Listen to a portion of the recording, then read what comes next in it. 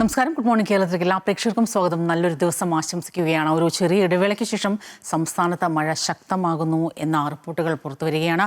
ഇടിമിന്നലോട് കൂടിയ മഴയാണ്. തുലാവർഷത്തിന് മുന്നോടിയായിട്ടുള്ള മഴയാണ്. എല്ലാവരും സുരക്ഷിതരായിരിക്കുക. നിരവധി വാർത്തകളാണ് ഇന്നത്തെ ദിവസം നമ്മൾ പ്രതീക്ഷിക്കുന്നത്. അതിലൊക്കെ വരാം. ആദ്യം തലക്കെട്ടുകൾ.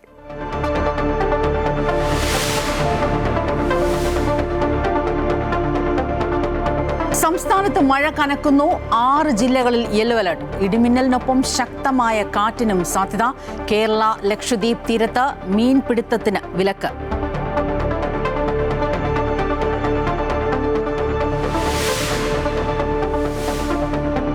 മുനമ്പം ജുഡീഷ്യൽ കമ്മീഷൻ റിപ്പോർട്ട് ഇന്ന് ചേരുന്ന മന്ത്രിസഭായോഗം അംഗീകരിക്കും. സ്ഥലത്ത് വർഷങ്ങളായി താമസിക്കുന്നവർക്ക് ഭൂമിയിന്മേലുള്ള അവകാശം ഉറപ്പിക്കാൻ തീരുമാനം. മുഖ്യമന്ത്രിയുടെ ഗൾഫ് പര്യടനം ഇന്നു മുതൽ. ആദ്യമെത്തുക ബഹ്റൈനിൽ. പ്രവാസി മലയാളി സംഗമത്തെ അഭിസംബോധന ചെയ്യും.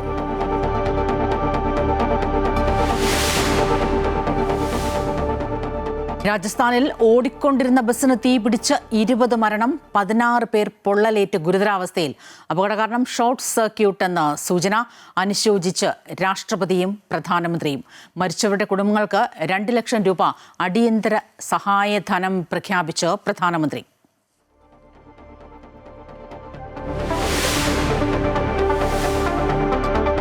ഹമാസിന് മുന്നറിയിപ്പുമായി ഇസ്രയേൽ. മരിച്ച മുഴുവൻ ഇസ്രയേലി ബന്ദികളുടെയും ഭൗതികാവശിഷ്ടങ്ങൾ വിട്ടു നൽകണമെന്ന് ആവശ്യം. ഗാസയിലേക്കുള്ള അന്താരാഷ്ട്ര സഹായം നിയന്ത്രിക്കും. റാഫ അതിർത്തി തുറക്കുന്നത് വൈകും.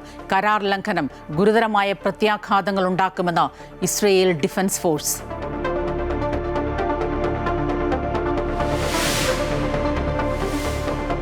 തിരഞ്ഞെടുപ്പ് ആവേശത്തിൽ ബീഹാർ BJPയുടെ പ്രചാരണത്തിന് ഇന്ന് തുടക്കമാകും. ബൂത്ത് തല പ്രവർത്തകരുമായി സംവദിക്കാൻ പ്രധാനമന്ത്രി നരേന്ദ്രമോദി ഇന്ന് ബീഹാറിലെത്തും. സീറ്റ് വിഭജനം പൂർത്തിയാക്കാനാകാതെ മഹാസഖ്യം. നാമനിർദ്ദേശ പത്രിക സമർപ്പിക്കാൻ 3 ദിവസം മാത്രം.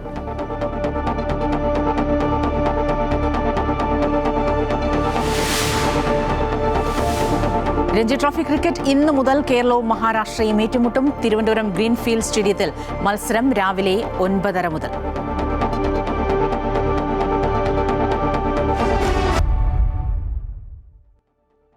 റിപ്പോർട്ടുകളിലേക്കാണ്. സംസ്ഥാനത്ത് മഴ ശക്തമാകുമെന്ന റിപ്പോർട്ടുകളാണ്. ഇന്ന് 6 ജില്ലകളിൽ യെല്ലോ അലേർട്ടാണ്. ഇടിമിന്നലോടുകൂടിയ ശക്തമായ മഴയ്ക്കുള്ള സാധ്യതയാണ് ഉള്ളത്. കാറ്റിനും സാധ്യതയുള്ളതിനാൽ പൊതുജനങ്ങൾക്ക് ജാഗ്രതാ നിർദ്ദേശം നൽകിയിട്ടുണ്ട്.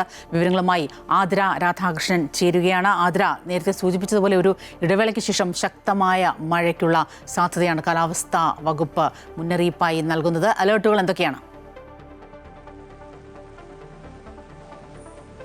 സ്വപ്ന, ഇന്നു മുതൽ മഴ ശക്തമായ രീതിയിലുള്ള മഴയുണ്ടാകുമെന്നാണ് കാലാവസ്ഥാ വകുപ്പ് നൽകുന്ന മുന്നറിയിപ്പ്. ഇന്ന് 6 ജില്ലകളിലാണ് യെല്ലോ അലേർട്ട് നൽകിയിരിക്കുന്നത്. തിരുവനന്തപുരം, കൊല്ലം, പത്തനംതിട്ട, കോട്ടയം, ഇടുക്കി, എറണാകുളം എന്നീ ജില്ലകളിലാണ് ഇന്ന് യെല്ലോ അലേർട്ട് പ്രഖ്യാപിച്ചിട്ടുള്ളത്. ഇടിമിന്നലോടുകൂടിയ മഴയുടെ സാധ്യതയാണ് കാലാവസ്ഥാ വകുപ്പ് മുന്നറിയിപ്പായി നൽകുന്നത്. അതുപോലെ തന്നെ ശക്തമായ കാറ്റിനുള്ള സാധ്യതയും പ്രഖ്യാപിച്ചിട്ടുണ്ട്.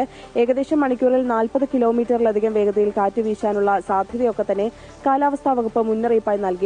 അതുകൊണ്ട് തന്നെ പൊതുജനങ്ങൾ ജാഗ്രത പാലിക്കണമെന്നാണ് അറിയിച്ചിട്ടുള്ളത്. ഈ ഇടിമിന്നൽ ഇന്നലെ തന്നെ 2 മരണങ്ങൾ ഉൾപ്പെടെ സംഭവിച്ചിരുന്നു. ആ ഒരു സാഹചര്യത്തിൽ കൃത്യമായി ഈ കാലാവസ്ഥാ വകുപ്പിന്റെ മുന്നറിയിപ്പുകൾ ജനങ്ങൾ ആ ജാഗ്രതാ നിർദ്ദേശങ്ങളൊക്കെ തന്നെ പാലിക്കണം എന്നുള്ളതാണ്. തുറസായ സ്ഥലങ്ങളിൽ ഈ ഇടിമിന്നലൊക്കെ ഉണ്ടാകുന്ന സമയത്ത് തുറസായ സ്ഥലങ്ങളിൽ നിൽക്കാതിരിക്കുക. അതുപോലെ തന്നെ ഈ മഴയൊക്കെ പെയ്യുന്ന സമയങ്ങളിൽ മരച്ചുവട്ടിലോ മറ്റും മഴ കൊള്ളാതിരിക്കാനായി വാഹനങ്ങളൊക്കെ പാർക്ക് ചെയ്ത് അവിടെ നിൽക്കാതിരിക്കുക തുടങ്ങിയ നിർദ്ദേശങ്ങളൊക്കെ തന്നെ കാലാവസ്ഥാ വകുപ്പ് നൽകിയിട്ടുണ്ട്. ആ നിർദ്ദേശങ്ങളൊക്കെ തന്നെ കൃത്യമായ രീതിയിൽ പാലിക്കുക എന്ന തരത്തിൽ ജനങ്ങൾക്ക് വലിയ രീതിയിലുള്ള ഒരു ജാഗ്രതാ നിർദ്ദേശമൊക്കെ തന്നെ നൽകിയിട്ടുണ്ട്. ഏതായാലും 18-ാം തീയതി വരെ അതിശക്തമായ മഴ തുടരുമെന്ന് തന്നെയാണ് കാലാവസ്ഥാ വകുപ്പ് നൽകുന്ന മുന്നറിയിപ്പ്. അതുപോലെ തന്നെ ഇന്ന് മത്സ്യബന്ധനത്തിന് വിലക്കുണ്ട്. കേരള, കർണാടക, ലക്ഷദ്വീപ് തീരങ്ങളിൽ ഇന്ന് മത്സ്യത്തൊഴിലാളികൾ കടലിൽ പോകരുത് എന്ന നിർദ്ദേശവും കാലാവസ്ഥാ വകുപ്പ് നൽകിയിട്ടുണ്ട്. ഏതായാലും 18-ാം തീയതി വരെ ശക്തമായ ഒരു ഇടവിട്ട തരത്തിലുള്ള മഴ പെയ്യുമെന്ന് തന്നെയാണ് കാലാവസ്ഥാ വകുപ്പ് നൽകുന്ന മുന്നറിയിപ്പ്. ഈ ശക്തമായ കാറ്റിന്റെയും ഇടിമിന്നലിന്റെയും ഒക്കെ സാധ്യത കണക്കിലെടുത്തുകൊണ്ട് പൊതുജനങ്ങൾ ജാഗ്രതയോടുകൂടി ഇരിക്കുക എന്നുള്ളതാണ് ഏറ്റവും പ്രധാനപ്പെട്ട കാര്യം. ഏതായാലും ഒരു 5 ദിവസത്തേക്ക് മഴ ഏതായാലും ശക്തമായി തുടരുമെന്ന് തന്നെയാണ് നിലവിൽ കാലാവസ്ഥാ വകുപ്പ് നൽകുന്ന മുന്നറിയിപ്പ്. അടുത്ത 5 ദിവസം ശക്തമായ മഴ സംസ്ഥാനത്ത് തുടരും. കഴിഞ്ഞ ദിവസം നമുക്കറിയാം തെക്കൻ കേരളത്തിലും മധ്യ കേരളത്തിലേക്കും അടക്കം വലിയ മഴയാണ് പെയ്തത്. ഈ സൂചിപ്പിച്ചതുപോലെ മഴ പെയ്യുമ്പോൾ സ്വാഭാവികമായും കഴിഞ്ഞ അനുഭവങ്ങളെല്ലാം നമുക്ക് മുന്നിലുണ്ട്. ശക്തമായ കാറ്റോടുകൂടിയ ഇടിമിന്നലോടുകൂടിയ മഴയാണ് കാലാവസ്ഥാ നിരീക്ഷണ കേന്ദ്രം പ്രവചിക്കുന്നത്. മരക്കൊമ്പുകളടക്കം ഒടിഞ്ഞു വീഴാനും ഈ ഇരുമ്പ് സാധനങ്ങളുടെയും സാമഗ്രികളുടെയും ഒക്കെ അടുത്ത് നിന്ന് ഈ ലോഹ സാധനങ്ങളുടെ അടുത്ത് മാറി നിൽക്കാനും നമുക്ക് അങ്ങനെ ഒരുപാട് നിർദ്ദേശങ്ങൾ എല്ലാം നമ്മൾ പാലിക്കേണ്ടതുണ്ട്. എല്ലാവരും സൂക്ഷിക്കുക, സുരക്ഷിതരായിരിക്കുക. അതിലേക്ക് ഒരിക്കൽ കൂടി പോവുകയാണ്. അതിര, മറ്റൊരു പ്രധാനപ്പെട്ട വാർത്ത ഇന്ന് നമ്മൾ പ്രതീക്ഷിക്കുന്നത് ഒരുപക്ഷേ മുനമ്പം നിവാസികൾക്ക് അങ്ങേറ്റം ആശ്വാസകരമായ ഒരു വിധിയാണ് കഴിഞ്ഞ ദിവസം കോടതിയിൽ നിന്നുണ്ടായത്. ഇന്നിപ്പോൾ ജുഡീഷ്യൽ കമ്മീഷൻ റിപ്പോർട്ട് മന്ത്രിസഭായോഗം അംഗീകരിക്കുന്ന ഒരു സാഹചര്യം. വർഷങ്ങളായി മുനമ്പത്ത് താമസിക്കുന്നവർക്ക് തങ്ങളുടെ ഭൂമിക്ക് മേലുള്ള അവകാശം ഉറപ്പിക്കാനുള്ള ഒരു സാധ്യത, അതിനുള്ള ഒരു തീരുമാനം ഇന്നത്തെ മന്ത്രിസഭാ യോഗത്തിൽ ഉണ്ടാകുമല്ലോ. സ്വപ്ന, കഴിഞ്ഞ ദിവസമായിരുന്നു ഈ മുനമ്പം ഭൂമി സംബന്ധിച്ച് ഹൈക്കോടതിയുടെ ഒരു സുപ്രധാന വിധി ഉണ്ടായിരുന്നത്. ഈ മുനമ്പം ഭൂമി വഖഫ് ഭൂമിയല്ല എന്ന തരത്തിൽ ഹൈക്കോടതി ഡിവിഷൻ ബെഞ്ചിന്റെ വിധി വന്നിരുന്നു. ഇതിന്റെ പശ്ചാത്തലത്തിൽ കഴിഞ്ഞ ദിവസം ഇന്നലെ ഈ മുഖ്യമന്ത്രിയുടെ നേതൃത്വത്തിൽ മുഖ്യമന്ത്രിയും അതുപോലെ തന്നെ ഈ മുനമ്പം സമരസമിതിയും മറ്റു ഉദ്യോഗസ്ഥരും മറ്റു മന്ത്രിമാരും ഈ അനുബന്ധ മന്ത്രിമാരും ഒക്കെ ചേർന്ന് യോഗം ചേർന്നിരുന്നു. ഈ യോഗത്തിലാണ് മുനമ്പത്ത് വർഷങ്ങളായി താമസിക്കുന്ന ഈ പ്രദേശവാസികളുടെ ഈ താമസക്കാരുടെ അവകാശങ്ങൾ സംരക്ഷിക്കുമെന്ന് മുഖ്യമന്ത്രി ഉറപ്പു നൽകിയിരുന്നത്. അതിന്റെ പശ്ചാത്തലത്തിലാണ് ഇന്ന് ജുഡീഷ്യൽ കമ്മീഷൻ ഈ റിപ്പോർട്ട്, ഇന്നലെ ഉണ്ടായിരുന്ന ആ റിപ്പോർട്ട് ഇന്നത്തെ മന്ത്രിസഭാ യോഗം അംഗീകരിക്കുമെന്നുള്ളതാണ്. അതുപോലെ തന്നെ മുനമ്പത്ത് വർഷങ്ങളായി താമസിക്കുന്നവർക്ക് ആ ഭൂമിയിന്മേലുള്ള അവകാശം ഏതായാലും ഈ മന്ത്രിസഭാ യോഗത്തിൽ ഉറപ്പ് നൽകും. ആ അവകാശം ഉറപ്പിക്കാനുള്ള ഒരു തീരുമാനം ഇന്ന് ഉണ്ടാകുമെന്ന് ഉള്ളത് തന്നെയാണ്. അതുപോലെ തന്നെ കരമടയ്ക്കുന്ന കാര്യത്തിലൊക്കെ തന്നെ ഇന്നത്തെ ഈ ഒരു മന്ത്രിസഭാ യോഗത്തിൽ തീരുമാനമുണ്ടാകും. ഈ മുനമ്പം ഭൂമി വഖഫ് ഭൂമിയല്ല എന്ന കഴിഞ്ഞ ദിവസം ഈ ഹൈക്കോടതി ഡിവിഷൻ ബെഞ്ചിന്റെ ഉത്തരവുണ്ടായിരുന്നു. ഇതിന്റെ പശ്ചാത്തലത്തിലാണ് ഈ യോഗം ചേരുന്നത്. അതിനുശേഷമാണ് ഇന്ന് ഇപ്പോൾ ചേരുന്ന മന്ത്രിസഭാ യോഗം ഇത്തരത്തിൽ ഈ ജുഡീഷ്യൽ കമ്മീഷൻ റിപ്പോർട്ട് അംഗീകരിക്കുക. ഈ വഖഫ് ഭൂമിയാണോ അല്ലയോ സംബന്ധിച്ച് വലിയ രീതിയിലുള്ള തർക്കങ്ങളൊക്കെ നടന്നിരുന്നു. പക്ഷെ അതിലാണ് ഇപ്പോൾ ഹൈക്കോടതിയുടെ ഡിവിഷൻ ബെഞ്ചിന്റെ വിധി ഉണ്ടായിരിക്കുന്നത്. ഇതിലായിരിക്കും ഇപ്പോൾ നിലവിൽ മന്ത്രിസഭാ യോഗം ഈ അംഗീകാരം നൽകുക. ഈ വർഷങ്ങളായി താമസിക്കുന്ന ജനങ്ങൾക്ക് അവർക്ക് ആ ഭൂമിയിന്മേലുള്ള അവകാശം ഇന്നത്തെ മന്ത്രിസഭാ യോഗത്തിൽ ഏതായാലും ഒരു തീരുമാനമുണ്ടാകും. ഏതായാലും മുനമ്പത്ത് താമസിക്കുന്ന ഈ താമസക്കാർക്ക് വലിയ രീതിയിലുള്ള ഒരു ആശ്വാസം നൽകുന്ന ഒരു കാര്യം തന്നെയാണ്. ഏതായാലും മന്ത്രിസഭാ യോഗത്തിൽ ഇന്ന് ഇതിലൊരു അംഗീകാരം നൽകുന്നതോടുകൂടി അവർക്ക് ആശ്വാസകരമായ ഒരു തീരുമാനമായിരിക്കും ഉണ്ടാകുക. ആതിരയാണ് വിവരങ്ങളുമായി ചേർന്നത്. ഇനി ബീഹാറിൻ്റെ തെരഞ്ഞെടുപ്പ് വിശേഷങ്ങളിൽ കടക്കുകയാണെങ്കിൽ BJPയുടെ തെരഞ്ഞെടുപ്പ് പ്രചരണത്തിന് തുടക്കം കുറിക്കാൻ പ്രധാനമന്ത്രി നരേന്ദ്രമോദി ഇന്ന് സംസ്ഥാനത്ത് എത്തുകയാണ്. ബൂത്ത് തല പ്രവർത്തകരുമായി മോദി സംവദിക്കും. കൂടുതൽ വനിതാ നേതാക്കളെ അടക്കം സംസ്ഥാനത്തേക്ക് എത്തിക്കാനാണ് BJPയുടെ തീരുമാനം. ഡൽഹി മുഖ്യമന്ത്രി രേഖാ ഗുപ്തയും ഇന്ന് ബീഹാറിലെത്തും. വിവരങ്ങളുമായി KK പ്രശാന്ത് ചേരുകയാണ്. പ്രശാന്ത്, സ്ഥാനാർത്ഥി നിർണയം ഈ NDAയിലും സൂചിപ്പിച്ചതുപോലെ ഇന്ത്യ സഖ്യത്തിലുമൊക്കെ ഏതാണ്ട് ഒരു അന്തിമ ഘട്ടത്തോടെടുക്കുന്ന ഒരു സാഹചര്യത്തിൽ ഇനിയിപ്പോൾ അതിൻ്റെ രണ്ടാം ഘട്ടത്തിലേക്കാണ്, തെരഞ്ഞെടുപ്പ് പ്രചരണം എന്ന ഘട്ടത്തിലേക്കാണ് ദേശീയ നേതാക്കളെ അടക്കം സംസ്ഥാനത്തേക്ക് എത്തിച്ച്, പ്രത്യേകിച്ച് വനിതാ നേതാക്കളെ അടക്കം എത്തിച്ചുള്ള ഒരു സജീവമായ തെരഞ്ഞെടുപ്പ് പ്രചരണത്തിന് NDA സഖ്യം കോപ്പുകൂട്ടുന്നു. ഇന്നിപ്പോൾ പ്രധാനമന്ത്രി ബീഹാറിൽ.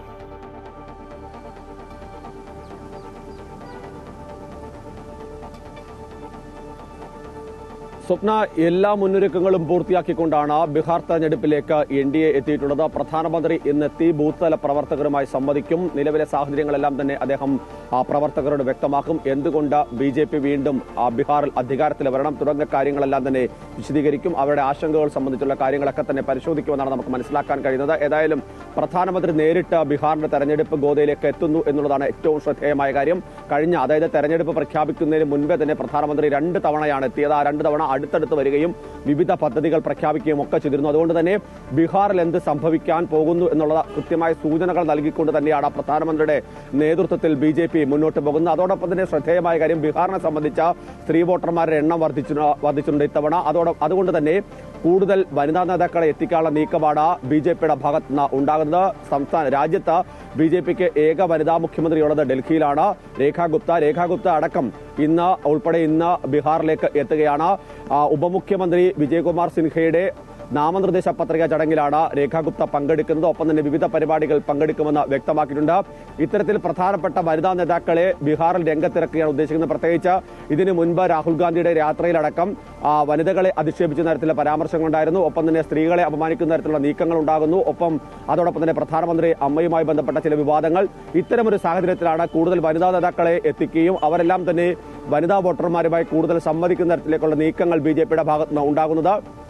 ഏതായാലും സീറ്റ് വിഭജനം കൃത്യമായി പൂർത്തിയാക്കി തന്നെയാണ് BJP ഇപ്പോഴും മുന്നോട്ട് പോയിട്ടുള്ള 71 സ്ഥാനാർത്ഥികളെ BJP പ്രഖ്യാപിച്ചിട്ടുണ്ട്.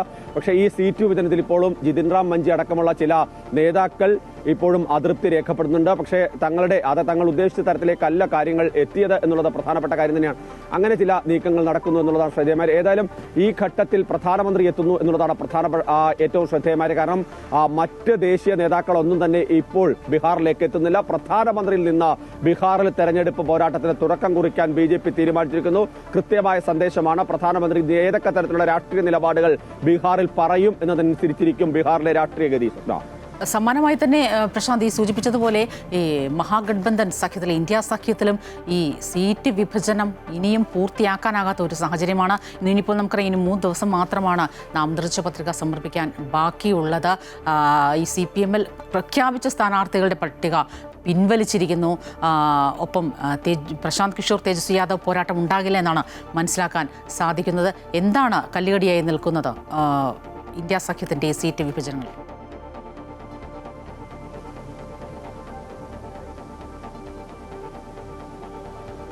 സ്വപ്ന, ഈ സീറ്റ് വിഭജനം ഇപ്പോഴും, അതായത് ഇന്നലെ രാത്രി വൈകിയും വലിയ മാരത്തൺ ചർച്ചകളായിരുന്നു. ആ ചർച്ചയിലും തീരുമാനമുണ്ടായില്ല. ഇന്ന് പ്രഖ്യാപിക്കും എന്നുള്ളതാണ് ബീഹാർ PCC അധ്യക്ഷൻ വ്യക്തമാക്കിയത്. ചർച്ചകൾ അവസാന ഘട്ടത്തിലാണ് എന്ന് പറയുന്നു.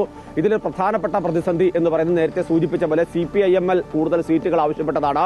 അത്രയും സീറ്റുകൾ നൽകാൻ കോൺഗ്രസിന് അതിൽ വലിയ ആശങ്കകളൊന്നുമില്ല. പക്ഷേ അതിന് RJD തയ്യാറല്ല. കാരണം CPIML അവരുടെ ശക്തിയും സംസ്ഥാനത്ത് വർദ്ധിപ്പിക്കുന്നു എന്നുള്ളതാണ് RJD ആശങ്കയോടെ കാണുന്നത്. പ്രതിപക്ഷ നിരയിൽ വലിയ പാർട്ടിയായി CPIML എത്തിക്കഴിഞ്ഞാൽ അത് വലിയ തരത്തിലുള്ള തർക്കങ്ങളിലേക്കും മറ്റ് ഘടകങ്ങളിലേക്കൊക്കെ പോകും. അതുകൊണ്ട് കൂടുതൽ സീറ്റുകൾ അങ്ങനെ നൽകേണ്ടതില്ല എന്നുള്ളതാണ്. കോൺഗ്രസും RJDയും കൂടുതൽ സീറ്റുകൾ പങ്കിടുകയും മറ്റ് നീക്കങ്ങൾ ചെറിയ പാർട്ടികൾ എന്ന നിലയിലേക്ക് മാത്രം അവരെ പരിഗണിച്ചാൽ മതി എന്നുള്ളതാണ് RJDയുടെ നിലപാട്. അതിൽ തന്നെയാണ് ഇപ്പോഴും തർക്കങ്ങൾ നിൽക്കുന്നത്. മാത്രമല്ല മറ്റൊന്ന് ഈ സീറ്റുകൾ വെച്ചുമാറുന്ന കാര്യത്തിലാണ്. ഇന്നലെ BJP സ്ഥാനാർത്ഥിയെ പ്രഖ്യാപിക്കുമ്പോഴും അവിടെ JDUവിന്റെ സീറ്റാണ് BJP ഏറ്റെടുത്ത് ഉപമുഖ്യമന്ത്രി മത്സരിക്കാൻ തീരുമാനിച്ചത്.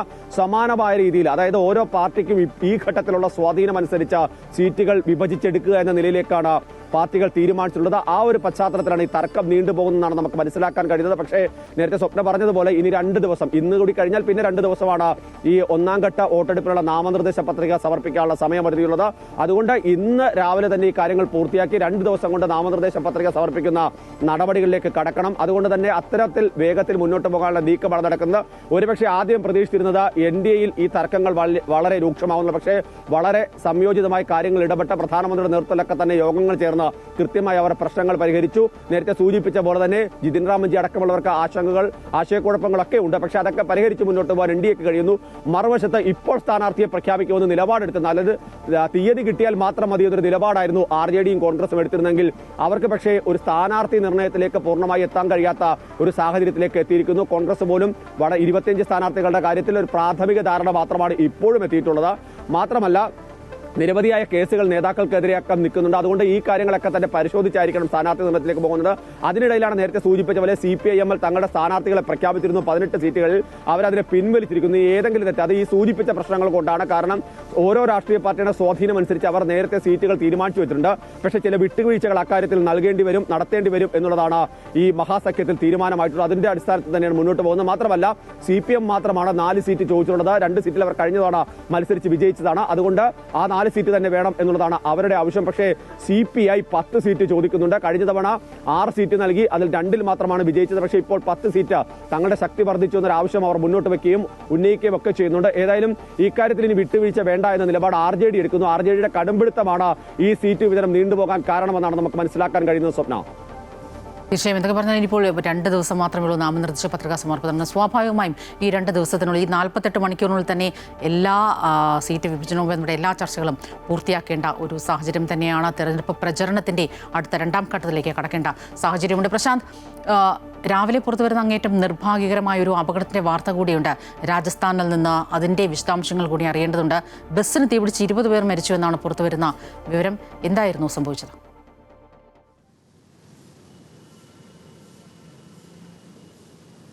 സ്വപ്ന, ഇന്നലെ ഏറെ വൈകിയാണ് ഇത്തരമൊരു സംഭവം പുറത്തേക്ക് വരുന്നത്. പ്രത്യേകിച്ച് രാജസ്ഥാൻ ജയ്സാൽമർ ജോധ്പൂർ ഹൈവേയിൽ ഒരു AC ബസ് സഞ്ചരിച്ചു പോകുന്നു. ആ സമയത്ത് വളരെ പെട്ടെന്ന് ഈ ബസ്സിൽ തീ ഉയരുകയാണ് ഉണ്ടായത്. 800 മീറ്ററിന് സഞ്ചരിക്കുന്ന ആ സമയം കൊണ്ട് ബസ് പൂർണ്ണമായും കത്തി നശിക്കുന്ന തരത്തിലേക്ക് കാര്യങ്ങൾ എത്തി എന്നുള്ളതാണ് മനസ്സിലാക്കാൻ കഴിയുന്നത്. 20 പേർ മരിക്കുന്ന ഒരു സംഭവം ഉണ്ടാകുന്നു. ആശുപത്രിയിലെത്തിയ 16 പേരുടെ നില ഗുരുതരം എന്നുള്ളതാണ് ഇപ്പോൾ നമുക്ക് ഏറ്റവും ഒടുവിലായി ലഭിക്കുന്ന അതീവ ഗുരുതരം എന്ന നിലയിൽ തന്നെയാണ്. ചിലർക്ക് 70% പൊള്ളലുകൾ ഏറ്റു എന്നുള്ളതാണ്. അവർ ഏത് തരത്തിൽ രക്ഷപ്പെട്ടു വരുമെന്ന് നമുക്ക് പറയാൻ കഴിയില്ല. എന്തായാലും രക്ഷപ്പെട്ട് വരട്ടെ എന്നുള്ളതാണ് നമ്മൾ ആഗ്രഹിക്കുന്നത്. സ്വാഭാവികമായും അതീവ ഗുരുതരമായ ഒരു സാഹചര്യം തന്നെയാണ് വളരെ പെട്ടെന്ന് ഉണ്ടായത്. രക്ഷപ്പെട്ട് വന്ന ചിലരാണ് ഈ കാര്യങ്ങൾ വ്യക്തമാക്കിയത്. കാരണം വളരെ പെട്ടെന്ന് പുക ഉയരുകയായിരുന്നു. AC യൂണിറ്റിൽ നിന്നാണ് തീപിടുത്തം, ഷോർട്ട് സർക്യൂട്ടാണ് തീപിടുത്തം ഉണ്ടായത് എന്നുള്ളതാണ് പ്രാഥമിക നിഗമനമായി വിലയിരുത്തുന്നത്. അതായത് ആ പരിസരങ്ങളിൽ ആളൊക്കെ ഉണ്ടായിരുന്നു, പക്ഷെ അവർക്ക് ആ ബസ്സിനടുത്തേക്ക് എത്താൻ കഴിയുന്ന ഒരു സാഹചര്യം ഉണ്ടായിരുന്നത്. വളരെ പെട്ടെന്ന് ബസ് പൂർണ്ണമായും തീപിടിക്കുന്ന സാഹചര്യം ഉണ്ടാകുന്നു. പിന്നീട് സൈന്യത്തിന്റെ ക്യാമ്പിലേക്ക് വിവരം പോകുന്നു. അവിടുന്ന് സൈന്യം JCBയുമായി എത്തിയാണ് വളരെ പെട്ടെന്ന് ഈ ഗ്ലാസുകളെല്ലാം തന്നെ പൊട്ടിച്ച് ആളുകളെ പുറത്തെടുക്കുന്ന തരത്തിലേക്ക് നീക്കങ്ങൾ എത്തുന്നത്. ടാങ്കറുകളിൽ വെള്ളം എത്തിക്കുന്നു. അങ്ങനെ രക്ഷാപ്രവർത്തനം ഊർജിതം. പക്ഷേ അപ്പോഴേക്കും ഈ 20 പേരുടെ ജീവൻ അവിടെ തന്നെ നഷ്ടപ്പെടുന്ന ഒരു സാഹചര്യമാണ് ഉണ്ടായത്. 16 പേർ ബസ്സിന്റെ പാളികൾ പൊളിച്ച് പുറത്തേക്ക് കിടന്ന പൂർണ്ണമായി പുതിയതായി മോഡിഫൈ ചെയ്ത ഒരു വാഹനമാണ്. AC ബസ്സാണ്, സ്ലീപ്പർ AC ബസ്സാണ്. അതുകൊണ്ട് തന്നെ വലിയ രീതിയിൽ, അതായത് ഓട്ടോമാറ്റിക് ലോക്ക് സംവിധാനമാണ്. ബസ് തീപിടിച്ചതോടുകൂടി തന്നെ ഈ ലോക്ക് തുറക്കാൻ പറ്റാത്ത ഒരു സാഹചര്യം ഉണ്ടാകുന്നു. ഒരു തരത്തിലും രക്ഷാപ്രവർത്തകർക്കോ അകത്തേക്ക് എത്താനുള്ള സാഹചര്യം ഉണ്ടായില്ല. തുടർന്നാണ് JCB വെച്ചാണ് ഈ ബസിന്റെ ഗ്ലാസുകളും സൈഡുകളും എല്ലാം തന്നെ പൊളിച്ചുകൊണ്ട് ഈ അപകടത്തിൽപ്പെട്ട ആളുകളെ പുറത്തെടുക്കുന്ന സാഹചര്യം ഉണ്ടായത്. ഏതായാലും ഗുരുതരമായ അല്ലെങ്കിൽ വളരെ ഖേദകരമായ ഒരു സംഭവം, ദുഃഖകരമായ ഒരു സംഭവം തന്നെയാണ് രാജസ്ഥാനിൽ നിന്ന് നമുക്ക് പുറത്ത് വിടാനുള്ളത്. ഈ സംഭവത്തിൽ പ്രധാനമന്ത്രിയും രാഷ്ട്രപതിയും എല്ലാം തന്നെ അനുശോചനം രേഖപ്പെടുത്തിയിട്ടുണ്ട്. മരിച്ചവരുടെ കുടുംബാംഗങ്ങൾക്ക് അടിയന്തര സഹായമായി 2 ലക്ഷം രൂപ വീതം പ്രധാനമന്ത്രി അനുവദിച്ചിട്ടുണ്ട്. ഒപ്പം തന്നെ പരിക്കേറ്റവർക്ക് അടിയന്തര സഹായമായി 50,000 രൂപയും അനുവദിച്ചിട്ടുണ്ട്. ഏതായാലും ഇവരെ എത്രയും പെട്ടെന്ന് രക്ഷിക്കാനുള്ള അല്ലെങ്കിൽ ജീവിതത്തിലേക്ക് തിരിച്ചുകൊണ്ടുള്ള നടപടികൾ മുന്നോട്ട് പോകുന്നു. ജവഹർ ആശുപത്രി, അതുപോലെ തന്നെ മഹാത്മാഗാന്ധി ആശുപത്രിയിലൊക്കെ തന്നെയാണ് ഇവർ ചികിത്സകൾ തേടിയിട്ടുണ്ട്. കൂടുതൽ ഗുരുതരമായ ആളുകളെ അത്യാധുനിക സംവിധാനങ്ങളുള്ള ആശുപത്രിയിലേക്ക് മാറ്റാനുള്ള നീക്കങ്ങൾ നടത്തിയിട്ടുണ്ട്. ഭജൻലാൽ ശർമ്മ മുഖ്യമന്ത്രി നേരിട്ട് എത്തിയാണ് സ്ഥിതിഗതികൾ വിലയിരുത്തുകയും ആവശ്യമായ ചികിത്സാ സഹായങ്ങൾ നൽകാനുള്ള നിർദ്ദേശം ബന്ധപ്പെട്ട ആശുപത്രികൾക്ക് നൽകുകയും ഒക്കെ ചെയ്തിട്ടുള്ളത്. സ്വപ്ന, രാജസ്ഥാനിലെ ജയ്സാൽമീറിൽ ഇന്നലെ രാത്രി വൈകിയാണ് അപകടമുണ്ടായത്. 20 മരണമാണ് ഓൺ ദി സ്പോട്ട്, ആ സ്പോട്ടിൽ തന്നെ സംഭവിച്ചത്. പരിക്കേറ്റ 16ഓളം പേർ, അതിൽ പലരുടെയും മിക്കവാറും പേരുടെയും 70% മുകളിലാണ് പൊള്ളലിൻ്റെ ഒരു ആഴമെന്നാണ് മനസ്സിലാക്കാൻ സാധിക്കുന്നത്. അങ്ങേയറ്റം ഗുരുതരമായ അവസ്ഥയിൽ തന്നെയാണ് പരിക്കേറ്റവരും. ദേശീയതലത്തിൽ ഇന്ന് ശ്രദ്ധ പോകുന്ന മറ്റൊരു വാർത്ത, ലഡാക്ക് സംഘർഷത്തിൽ അറസ്റ്റിലായ പൗരാവകാശ പ്രവർത്തകൻ സോനം വാങ്ചുക്കിനെ മോചിപ്പിക്കണമെന്നാവശ്യപ്പെട്ട് ഭാര്യ ഗീതാഞ്ജലി നൽകിയ ഹർജി സുപ്രീം കോടതി ഇന്ന് വീണ്ടും പരിഗണിക്കുമെന്നതാണ്. ജസ്റ്റിസുമാരായ അരവിന്ദ് കുമാർ, NV അഞ്ചാരിയ എന്നിവരുടെ ബെഞ്ചാണ് ഹർജി പരിഗണിക്കുന്നത്. വാങ്ചുക്കിന്റെ അറസ്റ്റും ദേശീയ സുരക്ഷാ നിയമം ചുമത്തിയതും ചോദ്യം ചെയ്താണ് ഹർജിയിൽ കേന്ദ്ര സർക്കാർ ഇന്ന് മറുപടി നൽകും. സോനം വാങ്ചുക്കിനെതിരെ ലേ ജില്ലാ മജിസ്ട്രേറ്റും ജോധ്പൂർ സെൻട്രൽ ജയിൽ സൂപ്രണ്ടും സുപ്രീം കോടതിയിൽ സത്യവാങ്മൂലം നൽകിയിരുന്നു. സോനം ദേശീയ സുരക്ഷയെ ബാധിക്കുന്ന പ്രവൃത്തികളിൽ ഏർപ്പെട്ടു എന്നാണ് ജില്ലാ മജിസ്ട്രേറ്റ് കോടതിയെ അറിയിച്ചത്. ആരോഗ്യ പ്രശ്നങ്ങളിൽ നിന്ന് സെൻട്രൽ ജയിൽ സൂപ്രണ്ടും സുപ്രീം കോടതിയിൽ സത്യവാങ്മൂലം നൽകിയിട്ടുണ്ട്.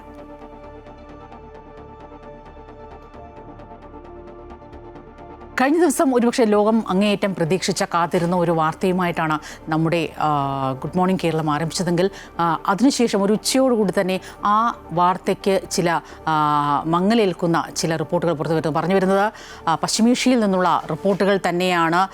ഹമാസ് ഇസ്രയേൽ കരാർ ഇന്നലെ കഴിഞ്ഞ ദിവസം ഉടമ്പടി ഈജിപ്തിൽ ഒപ്പിട്ടു. പക്ഷേ പിന്നാലെ ഈ ബന്ദി കൈമാറ്റവുമായി ബന്ധപ്പെട്ടും ഈ ബന്ദികളുടെ അതായത് ഹമാസിൻ്റെ കൈവശമുള്ള ഇസ്രയേലി ബന്ദികളെ കൈമാറ്റം ചെയ്യുന്നതും അവരുടെ ഈ മരിച്ചവരുടെ ഭൗതിക അവശിഷ്ടങ്ങൾ, ശേഷിപ്പുകളൊക്കെ കൈമാറുന്നതുമായി ബന്ധപ്പെട്ട ഒരു അസ്വാരസ്യങ്ങൾ ഇന്നലെ ഉച്ച മുതൽ തന്നെ അത് സംബന്ധിച്ച വാർത്തകൾ നമ്മൾ നൽകിയിരുന്നതാണ്.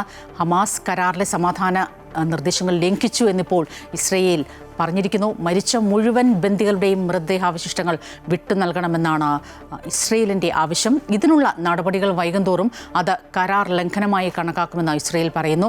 ഗുരുതരമായ പ്രത്യാഘാതങ്ങൾ ഉണ്ടാക്കുമെന്ന് ഇസ്രയേൽ ഡിഫൻസ് ഫോഴ്സും വ്യക്തമാക്കുകയാണ്. റാഫ അതിർത്തി തുറക്കുന്നത് വൈകിപ്പിക്കാനും ഗാസയിലേക്കുള്ള അന്താരാഷ്ട്ര സഹായങ്ങൾ നിയന്ത്രിക്കാനും തീരുമാനിച്ചതായി ഇസ്രയേൽ അറിയിച്ചു. അതിർത്തി തുറക്കാത്തതിനാൽ പരിക്കേറ്റ പലസ്തീൻകാരെ ചികിത്സയിലേക്ക് ഈജിപ്തിലേക്ക് കൊണ്ടുപോകാൻ കഴിയുന്നില്ല. തകർന്ന കെട്ടിടാവശിഷ്ടങ്ങൾക്കിടയിൽ നിന്ന് മൃതദേഹങ്ങൾ കണ്ടെത്തുക ബുദ്ധിമുട്ടാണെന്ന് ഹമാസ് പ്രതികരിച്ചിട്ടുണ്ട്. അവശിഷ്ടങ്ങൾ കണ്ടെത്തുന്നതിനായി ഒരു അന്താരാഷ്ട്ര ടാസ്ക് ഫോഴ്സ് വേണമെന്ന നിർദ്ദേശവും ഉയരുന്നുണ്ട്. അതിനിടെ 4 മൃതദേഹാവശിഷ്ടങ്ങൾ കൂടി ഹമാസ് ഇസ്രയേലിന് കൈമാറി. ഇസ്രയേൽ കൈമാറിയ 45 തടവുകാരുടെ മൃതദേഹങ്ങൾ ഇതുവരെയും തിരിച്ചറിയാനായിട്ടില്ലെന്നും ഇവരുടെ പേരുകൾ ഇസ്രയേൽ കൈമാറിയിട്ടില്ല എന്നും പലസ്തീൻ അറിയിച്ചിട്ടുണ്ട്. അതേസമയം തന്നെ ഗാസയിൽ 2ാം ഘട്ട വെടിനിർത്തൽ ചർച്ചയ്ക്ക് തുടക്കമായതായി അമേരിക്കൻ പ്രസിഡന്റ് ഡൊണാൾഡ് ട്രംപ് പറഞ്ഞു. കരാർ വ്യവസ്ഥകൾ ഹമാസ് പാലിച്ചാൽ ഗാസയിൽ ശാശ്വത സമാധാനം ഉറപ്പുവരുത്തും. ആയുധങ്ങൾ കൈമാറാൻ ഹമാസിനോട് അമേരിക്ക നേരിട്ട് ആവശ്യപ്പെട്ടതായും ട്രംപ് പറഞ്ഞിട്ടുണ്ട്. ഹമാസ് ഇക്കാര്യം അംഗീകരിച്ചിട്ടുമുണ്ട്. അല്ലാത്ത പക്ഷം ഹമാസിനെ നിരായുധീകരിക്കുമെന്നും ട്രംപ് വ്യക്തമാക്കി. ട്രംപിന്റെ വാക്കുകളിൽ ഒരു ഭീഷണിയുടെ സൂചന കൂടി ഉണ്ട്. But if they don't disarm, we will disarm them. They know I'm not playing games. Okay? Now, we did something monumental. We got the hostages back. That was the first thing we had to do. Above all else, get the hostages back. Now, they misrepresented because we were told they had 26, 24 of dead hostages, if we can use those terms. And it seems as though they don't have that because we're talking about a much lesser number. But that's a very tough subject. I want them back. That's what they said. I want them back. Also, they said they were going to disarm. But we have told them we want to disarm, and they will disarm. And if they don't disarm, we will disarm them. Kozhikode പേരാമ്പ്രയിലെ സംഘർഷത്തിൽ അന്വേഷണം ഊർജിതമാക്കിയിരിക്കുകയാണ് police. സംഘർഷത്തിനിടെ UDF പ്രവർത്തകർ പോലീസിന് നേരെ സ്ഫോടക വസ്തു എറിഞ്ഞു എന്ന കേസിലാണ് അന്വേഷണം തുടരുന്നത്. എന്നാൽ സ്ഫോടക വസ്തു എറിഞ്ഞത് പോലീസാണെന്നും പോലീസ് CPM തിരക്കഥയിൽ അഭിനയിക്കുന്നു എന്നുമാണ് കോൺഗ്രസിന്റെ വാദം. അതിനിടെ ഇന്ന് പേരാമ്പ്രയിൽ LDFന്റെ രാഷ്ട്രീയ വിശദീകരണ യോഗം നടക്കും. വർഷ ചേരുകയാണ്. LDF കാര്യങ്ങൾ വിശദീകരിക്കുകയാണ് വർഷ ഇന്ന് പേരാമ്പ്രയിൽ. ഒപ്പം ഈ സംഘർഷത്തിൽ ആരാണ് ഈ സ്ഫോടക വസ്തു എറിഞ്ഞത് എന്നത് സംബന്ധിച്ച് ഇത്രയും CCTV ദൃശ്യങ്ങൾ അടക്കം പുറത്തുവിട്ടിട്ടും ഒരു വ്യക്തത കൈവരുന്നില്ല. വാദപ്രതിവാദങ്ങളും വാക്പോരും ശക്തമാണ്.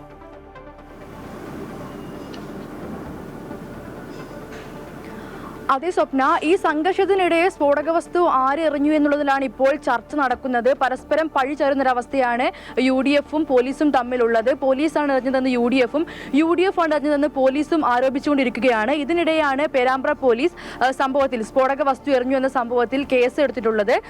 ഈ പേരാമ്പ്ര ഇൻസ്പെക്ടർ ജംഷീദിന്റെ പരാതിയിലാണ് പേരാമ്പ്ര പോലീസ് കേസെടുത്തത്. UDF പ്രവർത്തകർ സ്ഫോടക വസ്തു എറിഞ്ഞു എന്നുള്ളതാണ് കേസ്. തുടർന്ന് ഇന്നലെ പേരാമ്പ്ര പോലീസിന്റെ നേതൃത്വത്തിൽ SP ഉൾപ്പെടെയുള്ളവരുടെ നേതൃത്വത്തിൽ അവിടെ, അതായത് പേരാമ്പ്രയിൽ ശാസ്ത്രീയ പരിശോധന നടത്തിയിരുന്നു. ഫോറൻസിക് ഉൾപ്പെടെയുള്ളവർ പരിശോധനയ്ക്ക് എത്തിയിരുന്നു. തുടർന്നും പരിശോധന ഇപ്പോൾ അന്വേഷണം ഊർജിതമാക്കിയിരിക്കുകയാണ്. അതോടൊപ്പം തന്നെ CPM കോഴിക്കോട് ജില്ലാ സെക്രട്ടേറിയറ്റ് അംഗമായ സജീഷും ഈ ഒരു ആരോപണവുമായി രംഗത്തെത്തിയിരുന്നു. എന്നാൽ ഇതെല്ലാം CPMന്റെയും അതേപോലെ LDFന്റെയും നാടകമാണ് എന്നുള്ളതാണ് DCC പ്രസിഡന്റ് K പ്രവീൺകുമാർ പ്രതികരിച്ചിട്ടുള്ളത്. അതായത് CPMന്റെ തിരക്കഥയിൽ പോലീസ് നാടകം കളിക്കുകയാണെന്നുള്ളതാണ് കോൺഗ്രസിന്റെ ആരോപണം. ശക്തമായി എതിർക്കുമെന്നും കോൺഗ്രസ് പറയുന്നുണ്ട്. അതിനിടെയാണ് ഇന്ന് പേരാമ്പ്രയിൽ LDF രാഷ്ട്രീയ വിശദീകരണ യോഗം ചേരുന്നത്.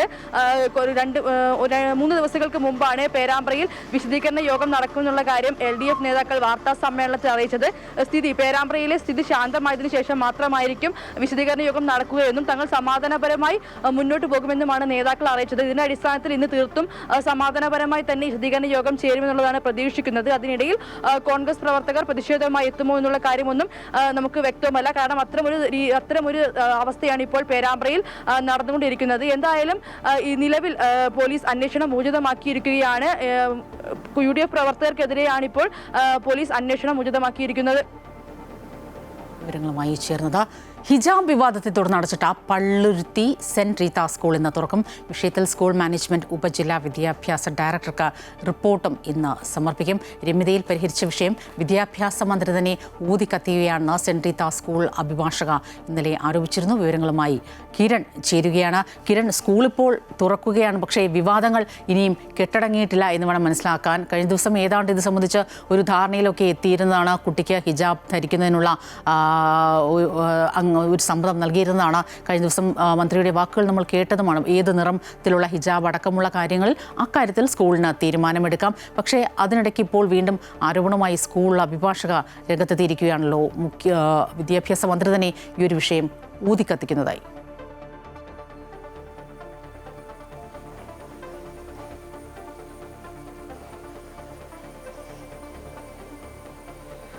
സ്വപ്ന, ഈ ഹിജാബ് വിവാദത്തെ തുടർന്ന് കഴിഞ്ഞ 2 ദിവസമായി തന്നെ പള്ളുരുത്തി സെന്റ് റീത്ത സ്കൂള് അടച്ചിട്ടിരിക്കുകയായിരുന്നു. ഈ സ്കൂള് ഈ വിഷയത്തിൽ പരിഹാരമുണ്ടായതിനു ശേഷം ഇന്നു മുതൽ തുറന്നു പ്രവർത്തിക്കുമെന്നായിരുന്നു അറിയിച്ചിരുന്നത്. ഏതായാലും സ്കൂളിൻ്റെ പ്രവർത്തനം ഇന്നു മുതൽ ആരംഭിക്കും. എന്നാൽ ഇന്നലെ രാത്രി വൈകി വീണ്ടും ഈ വിഷയവുമായി ബന്ധപ്പെട്ട് വീണ്ടും വിവാദങ്ങൾ ഉണ്ടായിരിക്കുകയാണ്. അത് ഈ ഹിജാബ് ധരിക്കാനായിട്ട് സ്കൂൾ മാനേജ്മെൻറ്റ് കുട്ടിക്ക് അനുമതി നൽകി എന്ന തരത്തിലുള്ള പ്രചരണങ്ങൾ ഉണ്ടായതിനെ തുടർന്നാണ് വീണ്ടും ഒരു വിവാദം ഉണ്ടായത്. ഇന്നലെ രാത്രി സ്കൂളിൻ്റെ അഭിഭാഷക മാധ്യമങ്ങളെ കാണുകയും ഈ വിഷയത്തിൽ വിദ്യാഭ്യാസ മന്ത്രിക്കെതിരെ അടക്കം വലിയ ആരോപണങ്ങളാണ് ഉന്നയിച്ചിരിക്കുന്നത്. ഈ വിഷയം രമ്യതയിൽ പരിഹരിക്കപ്പെട്ടതാണ്. എന്നാൽ പിന്നീട് മന്ത്രിയുടെ ഒരു FB പോസ്റ്റോടുകൂടി ഈ വിഷയം വീണ്ടും ആളിക്കത്തിക്കുകയാണ് ഉണ്ടായത് എന്നുള്ളൊരു ആരോപണമാണ് ഈ അഭിഭാഷക മുന്നോട്ട് വച്ചിരിക്കുന്നത്. അതായത് ഇന്നലെ ഒരു സമവായത്തിലേക്ക് എത്തിയത് സ്കൂളിൻ്റെ ബൈലോ പ്രകാരമുള്ള ഇതനുസരിച്ച് കൊണ്ട് ഈ യൂണിഫോമിന് പകരം മറ്റ് വസ്ത്രങ്ങളൊന്നും ധരിക്കാതെ തന്നെ ഈ ബൈലോ അനുസരിച്ചുള്ള വസ്ത്രം തന്നെ ധരിച്ചെത്തും എന്നുള്ളൊരു കാര്യം ഈ കുട്ടിയുടെ പിതാവ് തന്നെ അംഗീകരിച്ചതാണ്. എന്നാൽ പിന്നീട് മന്ത്രിയുടെ പോസ്റ്റിൽ പറയുന്നത് കുട്ടിക്ക് ഇഷ്ടമുള്ള രീതിയിലുള്ള ഹിജാബ് ധരിക്കാം, അത് ഏത് നിറത്തിൽ വേണം, അതിൻ്റെ ഡിസൈൻ അടക്കമുള്ള കാര്യങ്ങൾ സ്കൂൾ അധികൃതർക്ക് തീരുമാനിക്കാം, എന്നാൽ ശിരോവസ്ത്രം ധരിക്കുന്നതിന് യാതൊരു വിലക്കുമില്ല. ഈ വിഷയത്തിൽ സ്കൂൾ ഇന്ന് ജില്ലാ വിദ്യാഭ്യാസ ഡയറക്ടർക്ക് റിപ്പോർട്ട് സമർപ്പിക്കണം എന്നതടക്കമുള്ള ഒരു കാര്യമായിരുന്നു വി ശിവൻകുട്ടി പറഞ്ഞത്. എന്നാൽ ഇത്തരത്തിലൊരു റിപ്പോർട്ട് സമർപ്പിക്കാനായിട്ടുള്ള ഒരു നിർദ്ദേശം സ്കൂളിന് ലഭിച്ചിട്ടില്ല എന്നുള്ളൊരു കാര്യമാണ് സ്കൂൾ അധികൃതർ വ്യക്തമാക്കുന്നത്. ഈ വിഷയം നിലവിലിപ്പോൾ ഹൈക്കോടതിയുടെ പരിഗണനയിലിരിക്കുന്ന ഒരു കാര്യമാണ്. ഇങ്ങനെ കോടതിയുടെ പരിഗണനയിൽ ഇരിക്കുന്ന ഒരു വിഷയത്തിൽ മന്ത്രി തന്നെ ഒരു പോസ്റ്റ് ഇടുന്നതോടുകൂടി തന്നെ കോടതിയെ തന്നെ വെല്ലുവിളിക്കുന്ന ഒരു സമീപനമാണ് വി ശിവൻകുട്ടിയുടെ ഭാഗത്തു നിന്നും ഉണ്ടായത് എന്നുള്ളൊരു ആരോപണമാണ് ഏതായാലും സ്കൂളിൻ്റെ അഭിഭാഷക കൂടി ഇന്നലെ ആരോപിച്ചിരിക്കുന്നത്. ഇന്ന് സ്കൂൾ തുറന്ന് പ്രവർത്തിക്കും എന്നറിയിച്ചിട്ടുണ്ട്. ഇന്ന് തന്നെ ഈ വിഷയത്തിൽ സ്കൂളിൻ്റെ നിലപാട് വ്യക്തമാക്കും എന്നുള്ളൊരു കാര്യം തന്നെയാണ് സ്കൂൾ മാനേജ്മെൻറ്റും ഇന്നലെ പറഞ്ഞിരിക്കുന്നത്. ഇന്ന് രാവിലെ ഈ കാര്യത്തിൽ കൃത്യമായ ഒരു നിലപാട് സ്കൂൾ മാനേജ്മെൻറ്റ് അറിയിക്കും എന്നുകൂടി ഏതായാലും പറയുന്നുണ്ട്. ഈ ശിരോവസ്ത്രം ധരിക്കാൻ അനുവദിക്കില്ല എന്നുള്ളൊരു കാര്യം തന്നെയാണ് സ്കൂൾ മാനേജ്മെൻറ്റിൻ്റെ വ്യക്തമാക്കുന്നത്. അതായത് നിലവിലെ നിയമാവലി അനുസരിച്ച് ഈ കാര്യം അനുവദനീയമല്ല. ഇത് പറഞ്ഞുകൊണ്ട് തന്നെയാണ് ഈ കുട്ടി അഡ്മിഷൻ അടക്കമുള്ള കാര്യങ്ങൾ എടുത്തിരിക്കുന്നത്.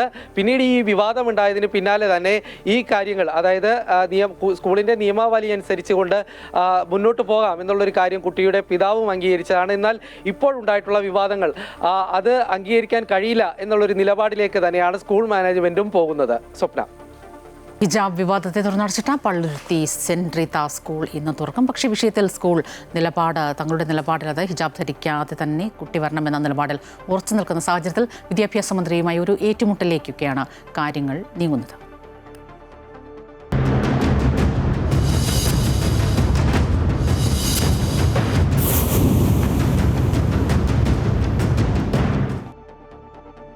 ശബരിമലയിലെ സ്വർണ്ണക്കൊള്ളയ്ക്കെതിരെ KPCCയുടെ നേതൃത്വത്തിൽ K മുരളീധരൻ നയിക്കുന്ന വിശ്വാസ സംരക്ഷണ യാത്ര ഇന്ന് കോഴിക്കോടെത്തും. വൈകിട്ട് 3 മണിക്കാണ് യാത്ര താമരശ്ശേരിയിലെത്തുക. വൈകിട്ട് 4:30 കൊയിലാണ്ടിയിലും 6:30 മാനാഞ്ചിറ മുതലക്കുളത്തും സമ്മേളനങ്ങൾ നടക്കും. നിരവധി കോൺഗ്രസ് നേതാക്കൾ സമ്മേളനത്തിൽ പങ്കെടുക്കും. 14-ന് കാഞ്ഞങ്ങാട് തുടങ്ങിയ യാത്ര 18-ന് പന്തളത്ത് സമാപിക്കും. ആറന്മുള ക്ഷേത്രത്തിൽ ആചാരലംഘനം നടന്നതിന് പ്രായശ്ചിത്തം വേണമെന്ന ക്ഷേത്ര തന്ത്രിയുടെ കത്ത് അതീവ ഗൗരവത്തോടെ കാണണമെന്ന് KPCC general secretary advocate Pazhakulam Madhu. ഭക്തനോ വിശ്വാസിയോ അല്ലാത്ത VN വാസവനും CPM നേതാക്കളും ഇപ്പോഴണിയുന്നത് മുഖംമൂടിയാണ്. അല്ലാത്തപക്ഷം തന്ത്രി നിർദ്ദേശപ്രകാരം വാസവനും അദ്ദേഹത്തിനൊപ്പം അഷ്ടമിരോഹിണി വള്ളസദ്യയിൽ പങ്കെടുത്ത പാർട്ടി നേതാക്കളും ഒരു ദിവസം നീണ്ടു നിൽക്കുന്ന പരിഹാര ക്രിയകളിൽ ഭക്തിയോടെ പങ്കെടുക്കണമെന്നും അദ്ദേഹം ആവശ്യപ്പെടുന്നു. ആറന്മുള ക്ഷേത്രത്തിൽ അഷ്ടമി രോഹിണി വള്ളസദ്യയ്ക്ക് ഭഗവാന് ഭക്ഷണം വിളമ്പുന്നതിന് മുമ്പായി അവിടെ എത്തിയ മന്ത്രി VN വാസവനും പരിവാരങ്ങൾക്കും പാർട്ടി ജില്ലാ സെക്രട്ടറി അടക്കമുള്ള നേതാക്കന്മാർക്കും സദ്യ വിളമ്പിയതിനെ സംബന്ധിച്ച് ആചാര ലംഘനമുണ്ടായി എന്ന് കാണിച്ച് തന്ത്രി പരമേശ്വരൻ വാസുദേവൻ ഭട്ടതിരിപ്പാട് ദേവസ്വം ബോർഡ് നൽകിയിരിക്കുന്ന കത്ത് അതീവ ഗൗരവമുള്ള ഒന്നാണ്. അദ്ദേഹം പറഞ്ഞിരിക്കുന്നത് അവിടെ ആചാരങ്ങൾ സമ്പൂർണ്ണമായി ലംഘിച്ചു. ഭഗവാൻ ആദ്യം സദ്യ സമർപ്പിച്ചതിന് ശേഷമാണ് അതിഥികൾക്ക് നൽകുന്നത്. പക്ഷേ രാജാവിനേക്കാൾ വലിയ രാജഭക്തി കാണിക്കുന്ന ആറന്മുളയിലെ ദേവസ്വം ഉദ്യോഗസ്ഥന്മാർ ആചാരങ്ങളെ സമ്പൂർണ്ണമായി ലംഘിച്ചിരിക്കുന്നു. അദ്ദേഹം ആവശ്യപ്പെട്ടിരിക്കുന്നത് മന്ത്രി ഉൾപ്പെടെയുള്ള വയനാട് വള്ളിയൂർക്കാവ് ക്ഷേത്രത്തിൽ സൂക്ഷിച്ചു വെച്ചിരുന്ന ചന്ദനത്തടികൾ കാണാതായ വിഷയത്തിൽ വിചിത്രവാദവുമായി വള്ളിയൂർക്കാവ് ദേവസ്വം. കാണാതായ ചന്ദനത്തടികൾ ചിതലരിച്ചു പോയി എന്നാണ് ക്ഷേത്രം അധികൃതരുടെ വാദം. സംഭവവുമായി ബന്ധപ്പെട്ട് Malabar Devaswom board assistant executive officer ക്ഷേത്രം സന്ദർശിച്ചു. ക്ഷേത്രാവശ്യത്തിന് മുറിച്ചുവെച്ച ചന്ദനമുട്ടികൾ കാണാതായ സംഭവത്തിലാണ് ക്ഷേത്രം അധികൃതരുടെ വിചിത്രവാദം. 2023 ഓഡിറ്റിൽ 58.47 കിലോ ചന്ദനമുട്ടിയുണ്ടായിരുന്നത് 32 കിലോയായി കുറഞ്ഞു. ചാക്കിൽ കെട്ടിവെച്ച നിലയിലുള്ള ചന്ദനമുട്ടികൾ പലതും ദ്രവിച്ചു നശിക്കുകയും ചെയ്തു. സംഭവം വിവാദമായതോടെ Malabar Devaswom board assistant executive officer ക്ഷേത്രം സന്ദർശിച്ചു. പ്രാഥമിക അന്വേഷണത്തിൽ 22.6 കിലോ ചന്ദനം കാണാനില്ലെന്ന് കണ്ടെത്തി. വിഷയത്തിൽ ശക്തമായ പ്രതിഷേധം സംഘടിപ്പിക്കാനാണ് BJP തീരുമാനം. ഒരു 50 കിലോ ചന്ദനമാണ് ഇവിടുന്ന് മോഷണം പോയിരിക്കുന്നത്. ഇപ്പോൾ അവർ ഓഡിറ്റിംഗ് എന്തൊക്കെയോ പഴയ റിപ്പോർട്ടൊക്കെ കാണിച്ചിട്ട് 26 കിലോ ചന്ദനം ദ്രവിച്ചു പോയി എന്നാണ് പറഞ്ഞത്. മണ്ണായിട്ട് യാതൊരു കാരണവശാലും ചന്ദനം ദ്രവിക്കാനുള്ള സാഹചര്യം ഇല്ലയെന്ന് ഇവിടുത്തെ ജനങ്ങൾക്ക്, ചോറ് തിന്ന അരിയാഹാരം കഴിക്കുന്ന ജനങ്ങൾക്ക് മനസ്സിലാവും. അവർക്ക് തന്നെ ഉറപ്പില്ല. ഇവിടെ കുറച്ച് തടിക്കഷ്ണം മണ്ണ് ചെതലരച്ച തടിക്കഷ്ണം കാണിച്ചിട്ട് ഇതാണ് ഇവിടുത്തെ ചന്ദനം എന്ന് പറഞ്ഞിട്ട് ഒരു കൊട്ടയിലും ഒരു സഞ്ചിയിലും ഇവിടെ വെച്ച് സൂക്ഷിച്ചിട്ട് ഞങ്ങൾ കാണിക്കുകയുണ്ടായി. അത് കൃത്യമായി ലാബ് കൊണ്ടുപോയി അത് ചന്ദനം തടികൾ തന്നെയാണെന്ന് ഉറപ്പ് വരുത്തേണ്ടത് ഇവിടുത്തെ അധികാരികളാണ്. ദേവസ്വം വളപ്പിൽ നിന്ന് മുൻപ് ഒട്ടേറെ തവണ ചന്ദനമരങ്ങൾ മോഷണം പോയിരുന്നു. ക്ഷേത്ര ആവശ്യത്തിനായി ചന്ദനമരങ്ങൾ മുറിച്ച് തടികളായി ഓഫീസിൽ സൂക്ഷിച്ചത്. 10 വർഷത്തോളം മുമ്പാണ് ചന്ദനമരങ്ങൾ മുറിച്ചത്. മേൽശാന്തിക്ക് നൽകുന്ന ചന്ദനത്തടികളുടെ വിവരങ്ങൾ ദേവസ്വം രജിസ്റ്ററിൽ എഴുതുന്ന രീതിയാണ് സ്വീകരിച്ചിരുന്നത്. ഇതിലാണ് കുറവ് വന്നിരിക്കുന്നത്. അമൃത ന്യൂസ്, വയനാട്. മലപ്പുറത്ത് മഞ്ചേരിയിൽ ബിൽഡിങ്ങിന് മുകളിൽ അസ്ഥികൂടം കണ്ടെത്തിയിരിക്കുന്നു. ചെരണിയിലെ ബിൽഡിങ്ങിന് മുകളിൽ ടെറസിലാണ് അസ്ഥികൂടം കണ്ടെത്തിയത്. 2 മാസത്തിലധികം പഴക്കമുണ്ടെന്ന് പോലീസ് പറയുന്നു. അസ്ഥികൂടം ജോലിക്കാരാണ് കണ്ടത്. മനുഷ്യൻ്റേതാണ് എന്നാണ് പ്രാഥമിക നിഗമനം. നാളെ ഫോറൻസിക് സംഘം പരിശോധന നടത്തും. തിരുവനന്തപുരം പൊഴിയൂരിൽ ബിയർ കുപ്പി കൊണ്ടുള്ള ഏറിൽ 3 വയസ്സുകാരിക്ക് പരിക്ക്. പശ്ചിമ ബംഗാളിൽ നിന്നുള്ള വിനോദസഞ്ചാര സംഘത്തിലെ കുട്ടിക്കാണ് പരിക്കേറ്റത്. ബിയർ കുപ്പി എറിഞ്ഞ് പൊഴിയൂർ സ്വദേശിയായ സനോജിനെ പോലീസ് കസ്റ്റഡിയിലെടുത്തു. കുട്ടിയും കുടുംബവും ബോട്ടിൽ സഞ്ചരിക്കുമ്പോഴാണ് കുപ്പി എറിഞ്ഞത്. ബോട്ട് ഡ്രൈവർക്ക് നേരെ എറിഞ്ഞ കുപ്പി കുട്ടിയുടെ ദേഹത്ത് കൊള്ളുകയായിരുന്നു. തലയ്ക്ക് പരിക്കേറ്റ കുട്ടിയെ നെയ്യാറ്റിൻകരയിലെ ആശുപത്രിയിൽ ചികിത്സയിൽ പ്രവേശിപ്പിച്ചു. കോഴിക്കോട് താമരശ്ശേരിയിൽ 12 വയസ്സുകാരനെതിരെ ലൈംഗിക അതിക്രമം നടത്തിയ 62കാരൻ പിടിയിൽ. കട്ടിപ്പാറ സ്വദേശി ഭാസ്കരനെയാണ് താമരശ്ശേരി പോലീസ് അറസ്റ്റ് ചെയ്തത്. കഴിഞ്ഞ ഞായറാഴ്ചയാണ് ഇത് സംബന്ധിച്ച് പോലീസ് കേസെടുത്തത്. പാലാ നഗരസഭാ സ്റ്റേഡിയത്തിലെ സിന്തറ്റിക് ട്രാക്ക് നവീകരണം ഇനിയും നടപ്പായില്ല. സർക്കാർ പണം അനുവദിച്ചുവെങ്കിലും മഴ മൂലം പണികൾ അനിശ്ചിതത്വത്തിലായി പോവുകയായിരുന്നു. കോട്ടയം റവന്യൂ ജില്ലാ സ്കൂൾ കായികമേള ഇന്നു മുതൽ ഈ സ്റ്റേഡിയത്തിൽ നടക്കാനിരിക്കെ സിന്തറ്റിക് ട്രാക്കിന്റെ ശോച്യാവസ്ഥ വീണ്ടും ചർച്ചാ വിഷയമാവുകയാണ്. കോട്ടയം ജില്ലയിലെ തന്നെ ഏക സിന്തറ്റിക് ട്രാക്കാണ് പാലാ നഗരസഭാ സ്റ്റേഡിയത്തിലേത്. പലതവണയുണ്ടായ വെള്ളപ്പൊക്കമാണ് ട്രാക്ക് തകരാൻ ഇടയാക്കിയത്. ട്രാക്കിൽ അറ്റകുറ്റപ്പണികൾ വൈകുകയും വിവിധ മത്സരങ്ങൾ തുടർച്ചയായി നടക്കുകയും ചെയ്തതോടെ ചില ഭാഗങ്ങൾ പൂർണ്ണമായും തകർന്നു. 100 മീറ്റർ മത്സരങ്ങളുടേതടക്കം ഫിനിഷിംഗ് ലൈനിനോട് ചേർന്ന ഭാഗം തകർന്ന നിലയിലാണ്. ഇവിടെയാണ് ഇന്നു മുതൽ 17 വരെ റവന്യൂ ജില്ലാ സ്കൂൾ കായികമേള നടക്കേണ്ടത്. നമ്മുടെ ഗവൺമെൻറ് സാങ്ഷനൊക്കെ കിട്ടിയതാണെങ്കിലും ഈ ട്രാക്ക് പുതുക്കി പണിയാത്തതിൻ്റെ ഒരു അപര്യാപ്തത നമുക്ക് കുട്ടികൾക്ക് എല്ലാവർക്കും വിഷമമുണ്ടായി. 3 മാസം മുമ്പ് നവീകരണ പ്രവൃത്തികളുടെ ഉദ്ഘാടനം നടത്തിയിരുന്നു. കായിക വകുപ്പിന്റെ നിർദ്ദേശപ്രകാരം സംസ്ഥാന ബജറ്റിൽ നിന്നും അനുവദിച്ച 7 കോടി രൂപ വിനിയോഗിച്ചുള്ള നിർമ്മാണ പ്രവൃത്തികളാണ് നടത്തുന്നത്. നിലവിൽ തകർന്നു കിടക്കുന്ന സിന്തറ്റിക് നീക്കം ചെയ്ത ശേഷം പുതിയത് സ്ഥാപിക്കുകയാണ് പ്രധാന ജോലി. എന്നാൽ മഴ മൂലം നവീകരണ പ്രവർത്തനങ്ങൾ മുടങ്ങി. ഡൽഹി ആസ്ഥാനമായുള്ള കമ്പനിയാണ് സിന്തറ്റിക് ട്രാക്ക് നവീകരണത്തിന്റെ കരാർ ഏറ്റെടുത്തിട്ടുള്ളത്. നിലവിൽ തകർന്ന സിന്തറ്റിക് പൂർണ്ണമായും നീക്കിയ ശേഷം പുതിയത് സ്ഥാപിക്കേണ്ടി വരും. മഴ മൂലമാണ് പണികൾ തടസ്സപ്പെട്ടതെന്നും കായികമേളകൾക്ക് ശേഷം പണികൾ ആരംഭിക്കുമെന്നും നഗരസഭാ അധികൃതർ അറിയിച്ചു. കോട്ടയം റവന്യൂ ജില്ലാ സ്കൂൾ കായികമേള ഇവിടെ നടക്കാനിരിക്കെ മത്സരാർത്ഥികളും കായികാധ്യാപകരും ആശങ്കയിലാണ്. അമൃത ന്യൂസ്, കോട്ടയം. മഴ കുറഞ്ഞ് ചാലക്കുടി പുഴയിൽ വെള്ളം താഴ്ന്നതോടെ തുരുത്തുകളിലും പാറപ്പുറത്തും മുതലകളും ചീങ്കണ്ണികളും പ്രത്യക്ഷപ്പെട്ടു തുടങ്ങി. ചതുപ്പൻ മുതലകൾ എന്ന് പ്രാദേശികമായി വിളിക്കുന്ന മുതലകളെയാണ് കൂടുതലായി കാണുന്നത്. അതിരപ്പള്ളി വെള്ളച്ചാട്ടത്തിന് താഴെ മുതൽ തുമ്പൂർ മൂഴി വരെയുള്ള ഭാഗങ്ങളിലെ കയങ്ങളിലാണ് ചീങ്കണ്ണികളെയും മുതലകളെയും കൂടുതലായി കാണുന്നത്.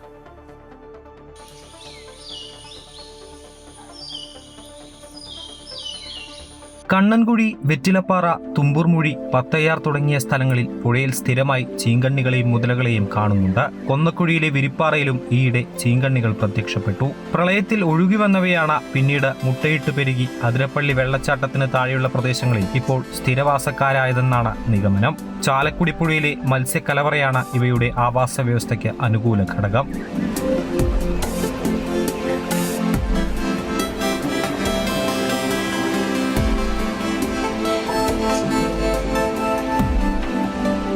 സാധാരണയായി പുഴയിലെ ആഴങ്ങളിൽ കഴിയുന്ന ഇവ ഉച്ചയോടെ വെയിലേറ്റ് പാറപ്പുറത്തും പുഴയോരത്തും കിടക്കും. സന്ധ്യ മയങ്ങിയാൽ ആഴങ്ങളിലേക്ക് മറയുകയും ചെയ്യും. ആളനക്കമില്ലാത്ത സ്ഥലങ്ങളിൽ ഇവ മണലിൽ കയറി മുട്ടയിടാറുണ്ട്. മത്സ്യങ്ങളെയും ചെറുജീവികളെയും ഭക്ഷിക്കുന്ന ഇത്തരം മുതലകൾ ആളനക്കം കേട്ടാൽ വെള്ളത്തിനടിയിലേക്ക് മറയുകയാണ് പതിവ്.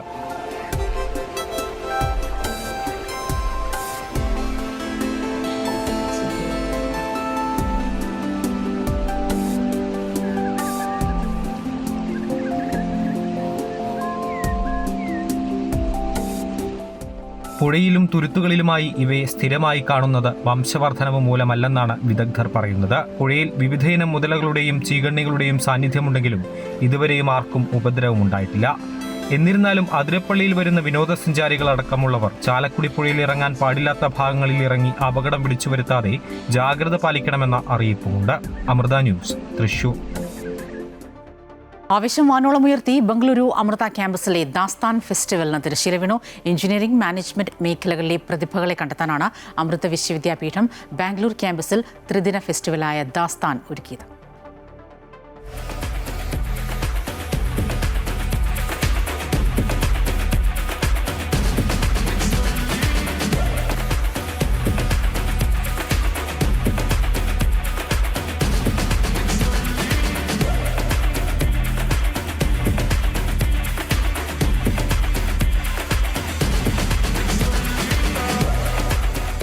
യുവത്വത്തിൻ്റെ പ്രസരിപ്പും ഉന്മേഷവും നൂതന സാങ്കേതിക വിദ്യകളുടെ തുടിപ്പും പരിചയപ്പെടുത്തുന്ന ഫെസ്റ്റിവലായിരുന്നു ദാസ്താൻ.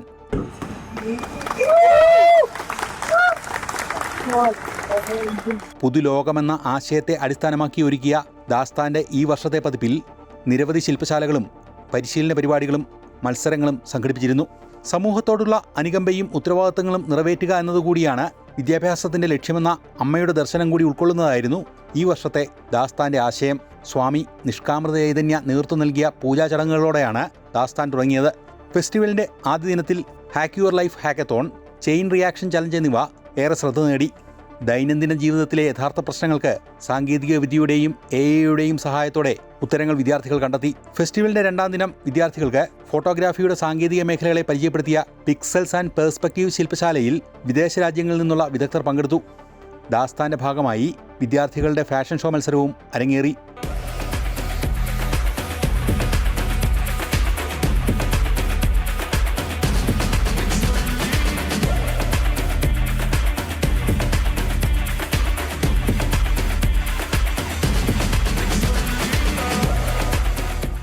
സംസ്ഥാനത്തിനകത്തും പുറത്തുനിന്നുമായി നിരവധി വിദ്യാർത്ഥികളാണ് ദാസ്താനിൽ പങ്കെടുക്കാൻ ബംഗളൂരു അമൃത വിശ്വവിദ്യാപീഠം ക്യാമ്പസിലെത്തിയത്. പ്രശസ്ത പിന്നണി ഗായകൻ കാർത്തിക്കിൻ്റെ നേതൃത്വത്തിൽ വിദ്യാർത്ഥികൾക്കായി സംഗീത വിരുന്നും സമാപന ദിനത്തിൽ ഒരുക്കിയിരുന്നു.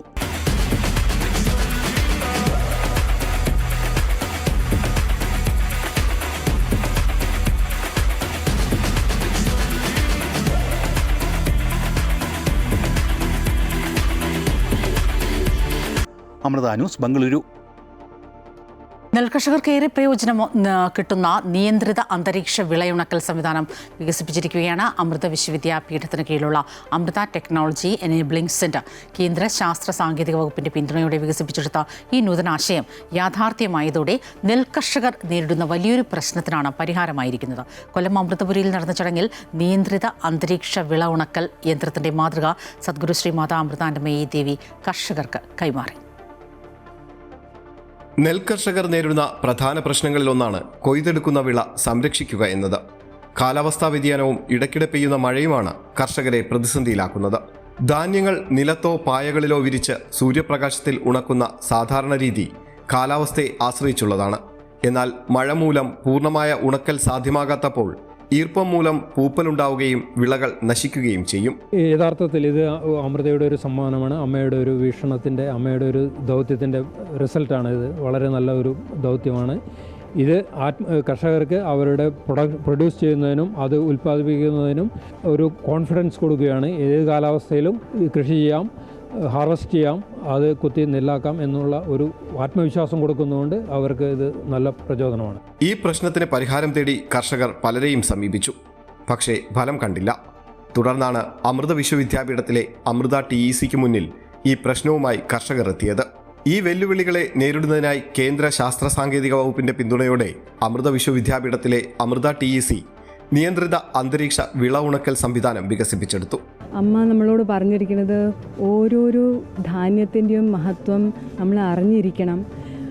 അത് നമ്മളുടെ മുമ്പിൽ വന്നെത്തുന്നതിൻ്റെ മുമ്പ് എത്രയോ പേര് കഠിനമായി പരിശ്രമിച്ചിട്ടാണ് എന്നുള്ളത് മനസ്സിലാക്കിയാൽ നമുക്കതിനെ വേസ്റ്റായി കളയാനോ ഒന്നും ഒരു നിസ്സാരമല്ല എന്നുള്ളൊരു തത്വം മനസ്സിലാക്കാനും പറ്റും എന്നുള്ളതായിരുന്നു അമ്മയുടെ ഒരു സന്ദേശം. അപ്പോൾ ഞങ്ങൾ ഈ അമൃത TEC സെൻറ്ററിൽ നിന്ന് അമ്മയോട് പോയി ഇതിനെപ്പറ്റി സംസാരിച്ചപ്പോൾ അമ്മ ശക്തമായി പറഞ്ഞു ഇത് എന്തായാലും പിന്തുടരണം എന്ന്. മാത്രമല്ല അമ്മ ഇത് ഒരു എഫിഷ്യൻ്റായിട്ട് എങ്ങനെ ചെയ്യാൻ പറ്റും ഉള്ള ഒരു ഡയറക്ഷനും അമ്മ നമുക്ക് തന്നു. കൊല്ലം അമൃതപുരിയിൽ നടന്ന ചടങ്ങിൽ പ്രവർത്തന മാതൃക സദ്ഗുരു ശ്രീ മാതാ അമൃതാനന്ദമയി ദേവി കർഷകർക്ക് കൈമാറി. പോഷകഗുണം, സുഗന്ധം, ഔഷധഗുണം എന്നിവ നഷ്ടപ്പെടാതെ ഈർപ്പം കുറഞ്ഞ് വിള ഉണക്കുന്ന രീതിയിലാണ് ഇത് പ്രവർത്തിക്കുന്നത്. കേരളത്തിന്റെ പൈതൃക നാടൻ അരിവിധാനങ്ങളെ പിന്തുണയ്ക്കുന്നതിനാണ് ഈ സംവിധാനം രൂപകൽപ്പന ചെയ്തിരിക്കുന്നത്. കർഷകർക്ക് നെൽകൃഷിയിലുള്ള ആത്മവിശ്വാസം വീണ്ടെടുക്കാനും വിളകൾക്ക് യഥാർത്ഥ വില ലഭ്യമാക്കാനും അമൃത TEC വികസിപ്പിച്ചെടുത്ത നിയന്ത്രിത അന്തരീക്ഷ വിള ഉണക്കൽ സംവിധാനത്തിലൂടെ കഴിയുന്നു. അമ്മയുടെ കാഴ്ചപ്പാടിലൂടെ സമൂഹ സേവനവും സാങ്കേതിക നവീകരണവും ഒരുമിച്ചു ചേർത്ത് സമൂഹത്തിന്റെ ഉന്നമനത്തിനായി ഈ നൂതന സാങ്കേതിക സംവിധാനം വികസിപ്പിച്ചെടുക്കാൻ കഴിഞ്ഞതിന്റെ ചാരിതാർത്ഥ്യത്തിലാണ് ഇതിന് പിന്നിൽ പ്രവർത്തിച്ച അമൃത TECയിലെ ഓരോ അംഗങ്ങളും. അമൃത ന്യൂസ്, കൊല്ലം.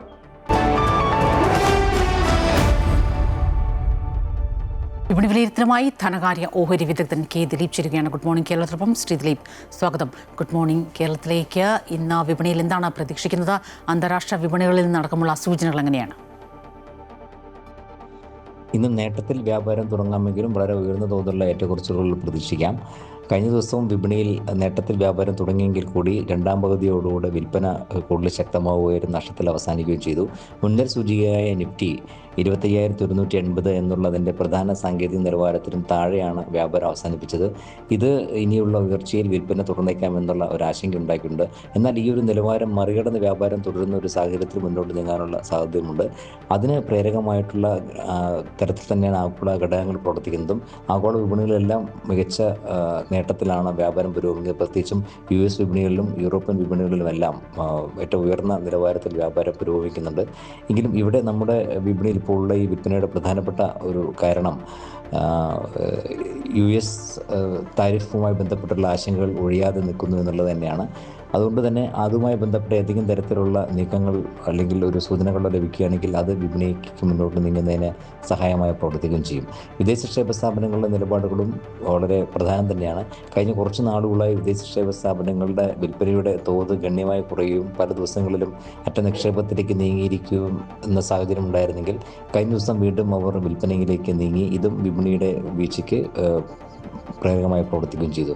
എന്തായാലും വരും ദിവസങ്ങളിലും വളരെ ഉയർന്ന തോതിലുള്ള കയറ്റങ്ങൾ പ്രതീക്ഷിക്കണം. ഒപ്പം തന്നെ ആഗോള സാഹചര്യങ്ങളുടെ ഇതും വിപണിയെ സ്വാധീനിച്ചേക്കാം.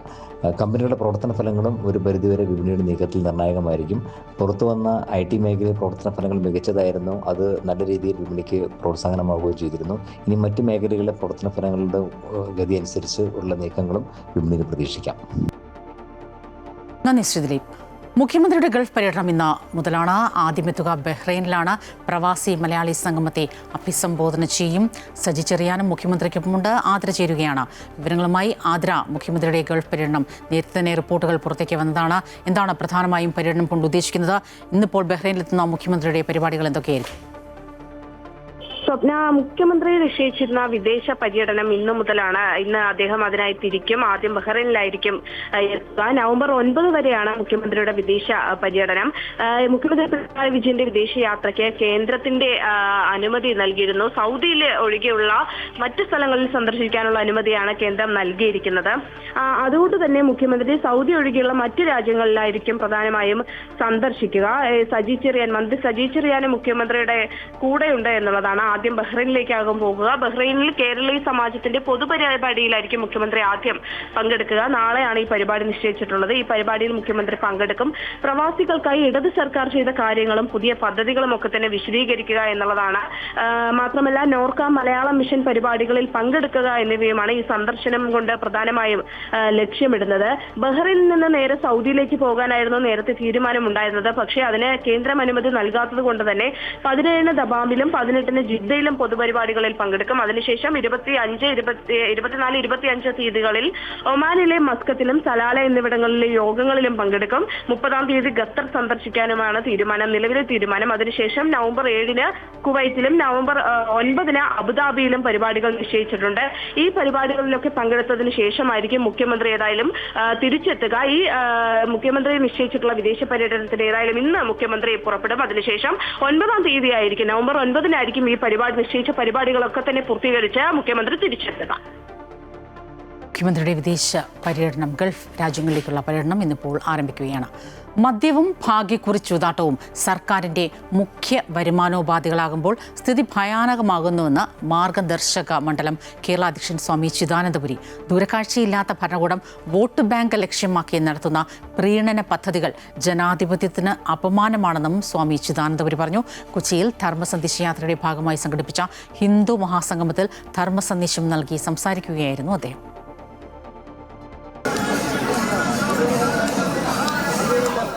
യുവചേതനയെ സ്വാധീനിച്ച് മയക്കി നിർവീര്യരാക്കാനുള്ള കുൽസിത ശ്രമങ്ങൾ വ്യാപകമാവുന്നുണ്ടെന്ന് സ്വാമി ചിദാനന്ദപുരി അഭിപ്രായപ്പെട്ടു. സംസ്ഥാനാഭിവൃദ്ധിയെ സംബന്ധിച്ച് ദൂരക്കാഴ്ചയില്ലാത്ത ഭരണകൂടം വോട്ട് ബാങ്ക് ലക്ഷ്യമാക്കി നടത്തുന്ന പ്രീണന പദ്ധതികൾ ജനാധിപത്യത്തിന് അപമാനമാണ്. ഹൈന്ദവ സമാജം പ്രസ്തുത വെല്ലുവിളികളെ ക്രിയാത്മകമായി പ്രതിരോധിക്കണം. വിദ്യാർജനവും ഗവേഷണവും വിശേഷപ്പെട്ട കഴിവുകളുടെ ആവിഷ്കാരവുമൊക്കെ ലഹരിയാവണമെന്നും അദ്ദേഹം പറഞ്ഞു. എറണാകുളത്ത് രാജേന്ദ്ര മൈതാനിയിൽ നടന്ന ഹിന്ദു മഹാസംഗമത്തിൽ ധർമ്മസന്ദേശം നൽകി സംസാരിക്കുകയായിരുന്നു അദ്ദേഹം. ചരിത്രത്തിൽ നിന്ന് പാഠം ഉൾക്കൊള്ളുന്ന സമൂഹത്തിന് മാത്രമേ, ജനതയ്ക്ക് മാത്രമേ നിലനിൽക്കാൻ അവകാശമുള്ളൂ. ചരിത്രത്തിൽ നിന്ന് പാഠം ഉൾക്കൊള്ളാത്തവർക്ക് നിലനിൽക്കാൻ അവകാശമില്ല. അതുകൊണ്ട് നമുക്ക് നിലനിൽപ്പ് വേണോ? ചരിത്രത്തിൽ നിന്ന് പാഠം ഉൾക്കൊള്ളണം. എന്താണ് നമുക്ക് ഇടക്കാലത്ത് അന്ധകാരത്തിലേക്ക് ആഴാൻ കാരണമായത്? എങ്ങനെയാണ് നമ്മൾ ഉയർന്നത്? വർത്തമാനകാലത്തിലും അത് തന്നെയാണ്. സ്വാഗത സംഘം അധ്യക്ഷൻ പി രാമചന്ദ്രൻ അധ്യക്ഷത വഹിച്ച യോഗത്തിൽ സ്വാമി പ്രജ്ഞാനന്ദ തീർത്ഥപാദർ ദീപപ്രജ്വലനം നിർവഹിച്ചു.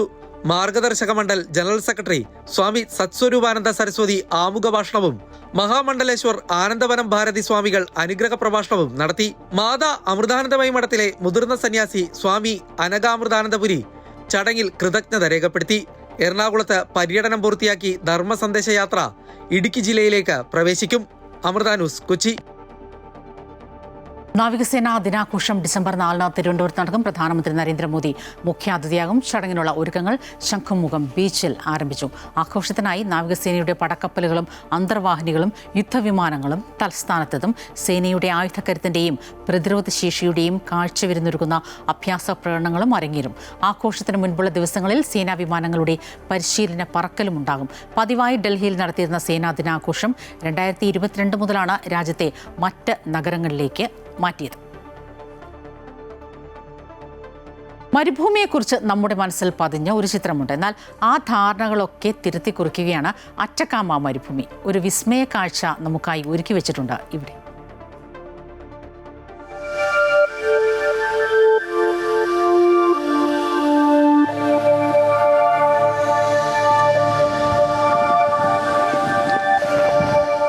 മരുഭൂമിയിലെ പിങ്ക് വസന്തം കാവ്യാത്മകമായി അങ്ങനെ വിശേഷിപ്പിക്കാം. ഒരു പൂക്കടലിൽ നിൽക്കുന്ന പ്രതീതിയാണ് ഇവിടെ എത്തുന്നവർക്ക്. തെക്കേ അമേരിക്കയിലെ ചിലിയിലാണ് അറ്റാക്കാമ മരുഭൂമി. ആൻഡീസ് പർവ്വതനിരയുടെ താഴ്വാരത്ത് ശാന്തസമുദ്രത്തിന്റെ തീരത്താണ് സ്ഥാനം. 20 ദശലക്ഷം വർഷം പ്രായം കണക്കാക്കുന്ന മരുഭൂമി ലോകത്തിലെ ഏറ്റവും വരണ്ട മരുഭൂമികളിലൊന്ന്.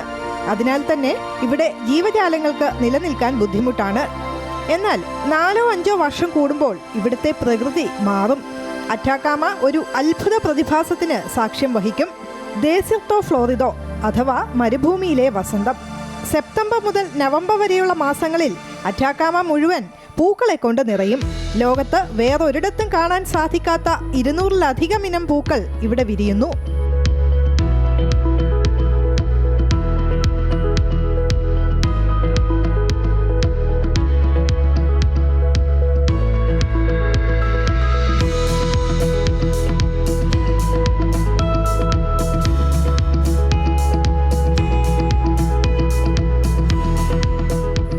പരവതാനി തീർക്കുന്ന അറ്റാക്കാമയിലേക്ക് വിനോദസഞ്ചാരികളുടെ കുത്തൊഴുക്കാണിപ്പോൾ. വർണ്ണവസന്തം ആസ്വദിച്ചും നടന്നും കിടന്നും ചാഞ്ഞും ചെരിഞ്ഞും ഫോട്ടോകളെടുത്തും പൂക്കാലം ആഘോഷമാക്കുകയാണിവർ.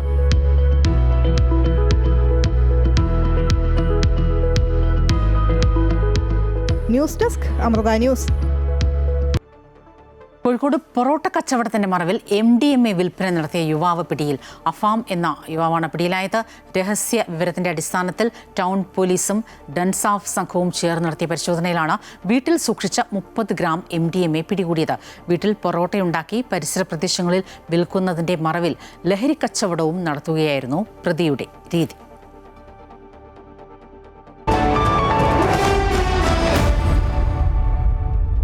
രഞ്ജി ട്രോഫി പുതിയ സീസണിൽ കേരളത്തിന്റെ ആദ്യ മത്സരം ഇന്ന്. തിരുവനന്തപുരം ഗ്രീൻഫീൽഡ് സ്റ്റേഡിയത്തിൽ നടക്കുന്ന മത്സരത്തിൽ മഹാരാഷ്ട്രയാണ് എതിരാളികൾ. കഴിഞ്ഞ തവണ കേരളം ഫൈനലിലെത്തി ചരിത്രം കുറിച്ചിരുന്നു.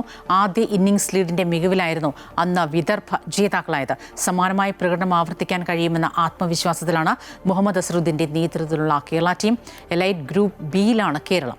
പഞ്ചാബ്, മധ്യപ്രദേശ്, കർണാടക, സൗരാഷ്ട്ര, ചണ്ഡീഗഡ്, മഹാരാഷ്ട്ര, ഗോവ എന്നിവരാണ് ഗ്രൂപ്പിലെ മറ്റ് ടീമുകൾ. വനിതാ ഏകദിന ലോകകപ്പിൽ ഇന്ന് ഇംഗ്ലണ്ട് പാകിസ്ഥാൻ പോരാട്ടമാണ്. മത്സരം ഇന്ന് 3 മണിക്ക് പ്രേമദാസ സ്റ്റേഡിയത്തിൽ നടക്കും. പാകിസ്ഥാന് കളിച്ച 3 മത്സരങ്ങളിൽ ഒന്നുപോലും ജയിക്കാൻ ഇതുവരെ സാധിച്ചിട്ടില്ല. 3-ൽ 3 മത്സരവും ജയിച്ച ഇംഗ്ലണ്ട് പോയിന്റ് പട്ടികയിൽ 3-ാം സ്ഥാനത്തും പാകിസ്ഥാൻ 8-ാം സ്ഥാനത്തുമാണ്. റിപ്പോർട്ടർ ഗുഡ് മോർണിംഗ് കേരളം പൂർണ്ണമാകുന്നു. കൂടുതൽ വാർത്തകൾ അമൃത ന്യൂസ് യൂട്യൂബ് ചാനൽ തുടരും. നമസ്കാരം.